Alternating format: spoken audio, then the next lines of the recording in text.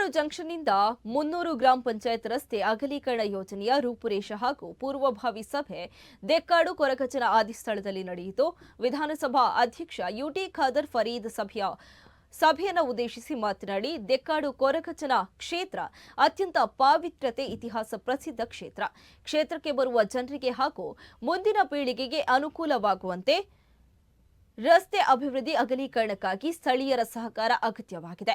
ರೂಪಾಯಿ 5.30 ಕೋಟಿ ಹೆಚ್ಚುವರಿ ಅನುದಾನ ಹಾಗೂ ರೂಪಾಯಿ 3.50 ಕೋಟಿ ಅನುದಾನದಡಿ ಡ್ರೈನ್ ಹಾಗೂ ಫುಟ್ಪಾತ್ ಕಾಮಗಾರಿ ನಡೆಸಲು ತೀರ್ಮಾನಿಸಲಾಗಿದೆ ಎಂದು ಹೇಳಿದ್ದಾರೆ.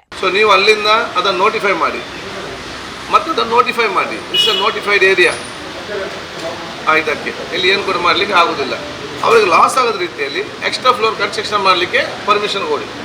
ಅದು ಯಾವ ರೀತಿ ನೀವು ಕುಲ್ಲೋದು ಮೀಟಿಂಗ್ ಮಾಡಿ ಅಲ್ಲಿಂದ ಅಲ್ಲಿಗೆ ಎಷ್ಟು ಮೀಟರ್ ಮ್ಯಾಕ್ಸಿಮಮ್ ನಮಗೆ ಬಿಡ್ಬೋದು. ಇನ್ನು ಇದೆ ಅಂತೇಳಿ ಇಡೀ ಊರಿನ ಮೀಟ್ರನ್ನು ತೆಗೆಯೋದಲ್ಲ. ಈಗ ಎಷ್ಟು ಮೀಟರ್ ಇದೆ ಅಲ್ಲಿ ನಮ್ಮದು ರೋಡು? ಈಗ 5.5 ಇದೆ. ನಮಗೆ ಮಿನಿಮಮ್